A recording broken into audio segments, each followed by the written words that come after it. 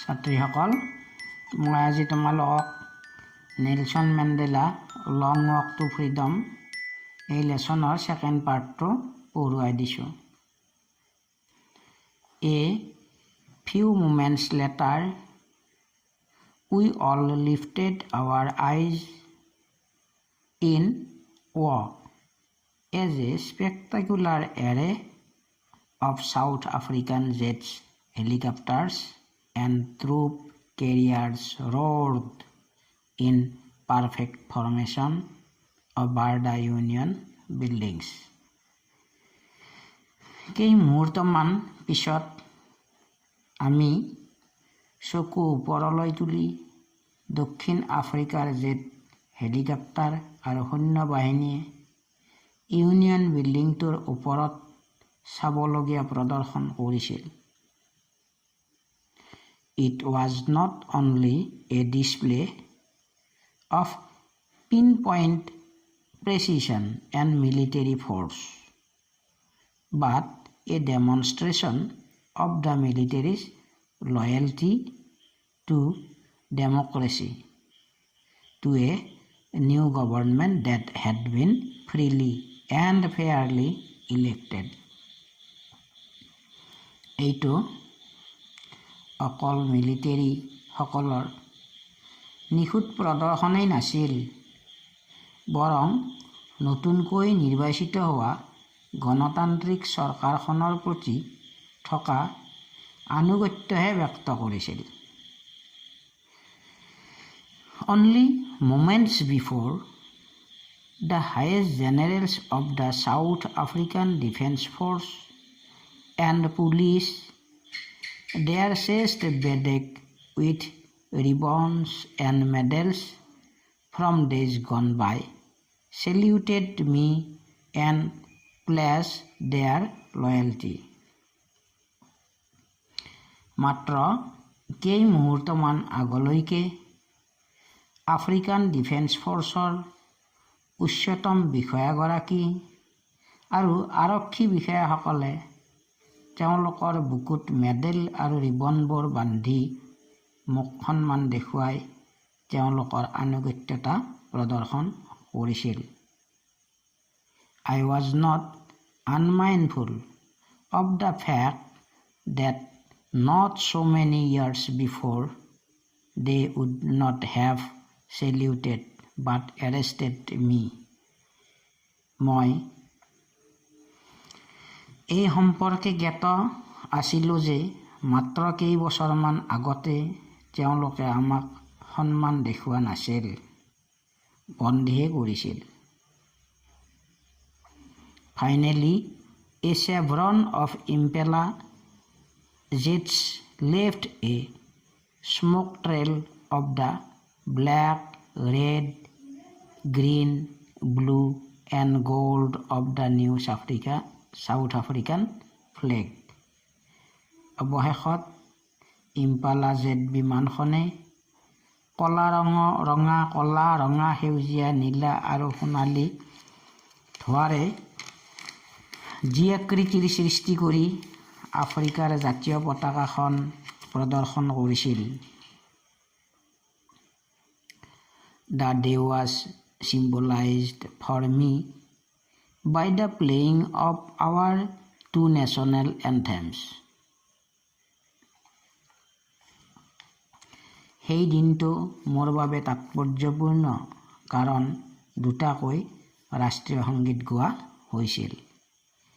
And the vision of whites singing Nosi Siklel Africa and blacks singing the stem, the old anthem of the republic. বগা মানুহবোৰে নচি চিকেলেল Africa আৰু কলাবোৰে the stem নামৰ পুৰণা ৰাষ্ট্ৰীয় সংগীতটো গাইছিল।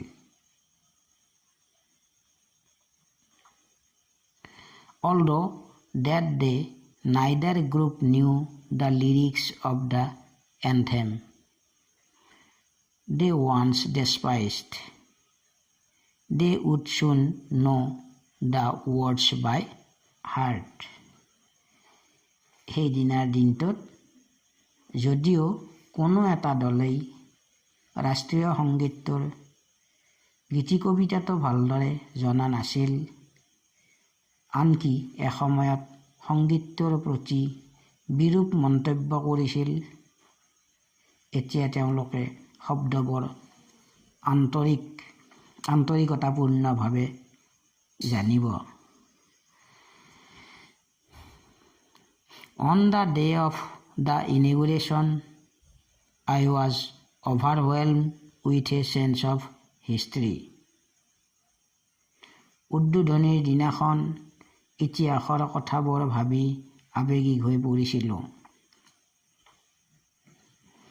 In the first decade of the 20th century, a few years after the bitter Anglo-Boer War and before my own birth, the white-skinned peoples of South Africa patched up their differences and erected a system of racial domination against the dark-skinned peoples of their own land. 20 শতিকাৰ প্ৰথম দশকত তিক্ততাপূৰ্ণ এংলো-বৰ ৱাৰৰ কিছুদিন পিছত আৰু মোৰ জন্মৰ কিছুদিন আগত সাউথ আফ্ৰিকাৰ বগা ছালৰ মানুহবোৰে নিজৰ মাটিতেই কলা ছালৰ মানুহৰ ওপৰত জাত-পাতৰ বিচাৰ কৰি দমনমূলকভাৱে এটা বৈষম্যমূলক শাসন ব্যৱস্থা গঢ়ি তুলিছিল। The structure they created formed the basis of one of the harshest, most inhuman societies the world has never known. তেওঁলোকে গঢ়া এই ব্যৱস্থাটো আছিল অতি অমানৱীয়, যাক বিশ্ব সমাজে জানিছে। Now, in the last decade of the 20th century and my own 8th decade as a man, that system had been overturned forever and replaced by one that recognized the rights and freedoms of all peoples regardless of the color of their skin. এতিয়া 20 শতিকাৰ শেষৰ দশকত আৰু মোৰ মানুহ হিচাপে নিজৰ 8 দশকত সেই ছিষ্টেমটো চিৰদিনৰ বাবে সলনি হ'ল আৰু তাৰ ঠাইত জনসাধাৰণৰ স্বাধীনতা আৰু অধিকাৰ স্বীকাৰ কৰি ছালৰ বৰণৰ প্ৰভেদ নথকা এটা নতুন ছিষ্টেম গঢ়ি তোলা হ'ল। That day had come about through the unimaginable sacrifices of thousands of my people. হাজাৰ হাজাৰ মানুহৰ কল্পনা কৰিব নোৱাৰা আত্মবলিদানৰ মাজেৰে সেই দিনটো আহিছিল। People whose suffering and courage can never be counted or repaid. সেই সকলো মানুহৰ দুৰ্দশা আৰু সাহস কোনোদিনেই পৰিশোধ কৰিব নোৱাৰি। I felt that day as I have on so many other days that I was simply the sum of all those African patriots who had gone before me. আনবোৰ দিনৰ দৰে মই সেইদিনা অনুভৱ কৰিছিলোঁ যে মই মাথো আফ্ৰিকাৰ দেশপ্ৰেমিকসকল যিসকল মোৰ আগতে গুচি গ'ল সাধাৰণভাৱে তেওঁলোকৰ আত্মবলিদানৰ ফলশ্ৰুতি। That long and noble line ended and now began again with me. সেই সুদীৰ্ঘ আৰু মহান অধ্যায়ৰ সমাপ্তি হ'ল আৰু এতিয়া মোৰ সৈতে আৰম্ভ হ'ল এটি নতুন অধ্যায়ৰ। I was pained that I was not able to thank them and that they were not able to see what their sacrifices had wrought. মোৰ ভাবিলেই দুখ লাগে যে মই তেওঁলোকক ধন্যবাদ জনাব নাপালোঁ আৰু তেওঁলোকে দিয়া আত্মবলিদানৰ পৰা কি পালে সেইটো চাবলৈ তেওঁলোক নাথাকিল। The policy of apartheid created a deep and lasting wound in my country and my people. বৰ্ণ বৈষম্যবাদ নীতিটো মোৰ দেশৰ আৰু জনসাধাৰণৰ মনত এটুকুৰা দীৰ্ঘদিনীয়া ঘাৰ সৃষ্টি কৰিছিল। All of us will spend many years, if not generations, recovering from that profound hurt. বহুতো বছৰ আনকি এটা প্ৰজন্মৰ পৰা আন এটা প্ৰজন্মলৈ দুৰ্ভোগ ভুগিব লাগিব। But the decades of oppression and brutality had another unintended effect, and that was that it produced the Oliver Tambo, the Walter Sisulu's, the Chief Lutulis, the Yusuf Dadus, the Bram Fishers, the Robert Subukus of our times, men of such extraordinary. কিন্তু দশকৰ পিছত দশকজোৰা অত্যাচাৰ আৰু অমানসিক নিপীড়নৰ আন এটা অনিচ্ছাকৃত প্ৰভাৱ আছে। তাৰ পৰাই উৎপত্তি হৈছিল Oliver Tambo, Walter Sisulus, Chief Luthulis, Yusuf Dadoos, Bram Fischers, Robert Sobukwes. Men of such extraordinary courage, wisdom, and generosity that their like may never be known again. এই সকল ব্যক্তিৰ অসাধাৰণ সাহস, জ্ঞান আৰু দয়াশীলতা পুনৰাই কোনোদিনে শুনা নাযাব। Perhaps it requires such depth of oppression to create such heights of character. সম্ভৱতঃ এনেকুৱা উচ্চ চৰিত্ৰৰ মানুহ সৃষ্টি হ'বলৈ গভীৰ অত্যাচাৰ নিপীড়নৰ প্ৰয়োজন আছে। My country is rich in the minerals and gems that lie beneath its soil, but I have always known that its greatest wealth is its people, finer and truer than the purest diamonds. মোৰ দেশ মাটিৰ তলত পৰি থকা খনিজ পদাৰ্থ আৰু মূল্যৱান পাথৰত চহকী, কিন্তু মই জানো ইয়াৰ মানুহবোৰ বিশুদ্ধ হীৰাতকৈও মূল্যৱান সম্পদ।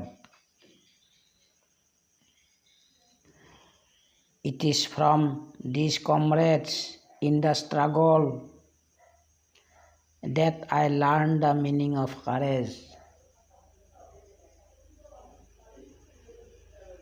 মোৰ সংগ্ৰামী বন্ধুসকলৰ পৰা শিকিছিলোঁ সাহসৰ অৰ্থ।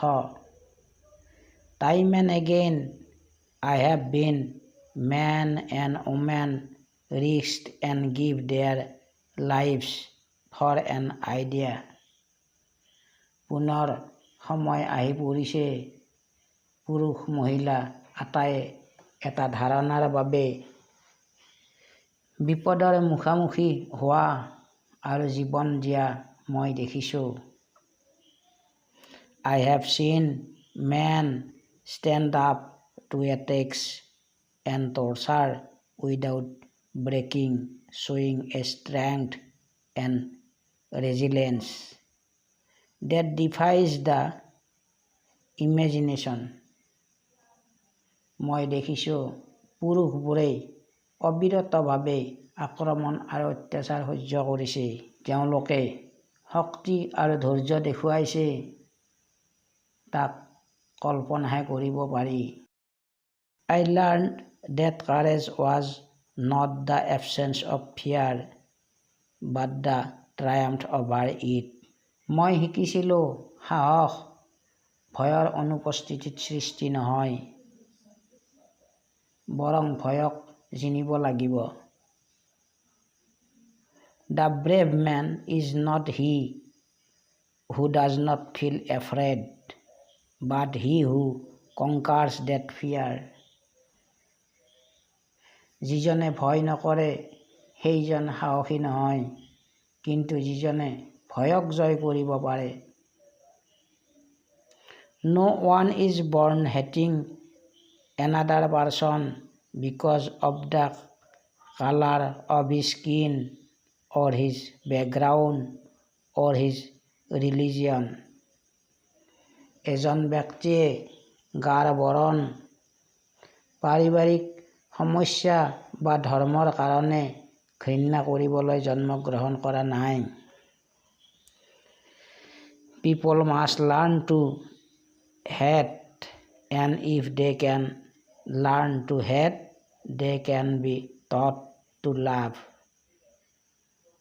For love comes more naturally to the human heart than its opposite. মানুহে ঘৃণা কৰিব শিকিব লাগিব। যদিহে ঘৃণা কৰিব শিকে তেনেহ'লে তেওঁ প্ৰেম কৰিব শিকিব পাৰিব। Even in the grimmest times in prison, when my comrades and I were pushed to our limits, I would see a glimmer of humanity in one of the guards, perhaps just for a second, but it was enough to reassure me and keep me going. আনকি জেলত বন্দী হৈ থকা সময়ত মোৰ লগৰীয়াসকলক আৰু মোক চৰম শাস্তি দিয়া হৈছিল। ৰখীয়াসকলৰ এজনৰ চকুত মাত্ৰ এক ছেকেণ্ডৰ বাবে মানৱীয় অনুভূতি দেখা পাইছিলোঁ। Man's goodness is a flame that can be hidden but never extinguished.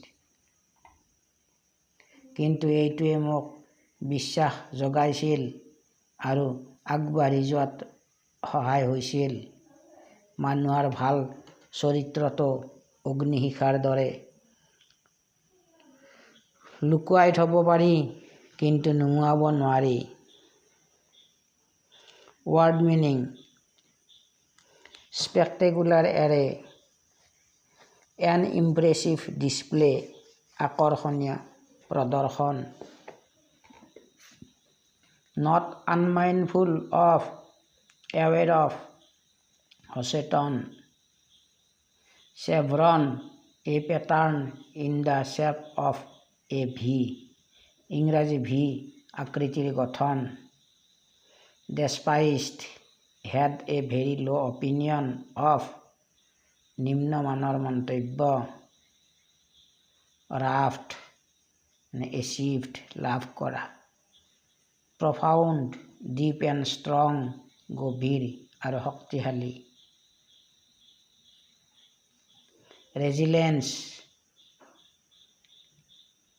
the ability to deal with any kind of hardship সহ্য গুণ push to our limits push to the last point in our ability to bear point দুখ কষ্ট সহ্য কৰিব পৰা শেষ সীমা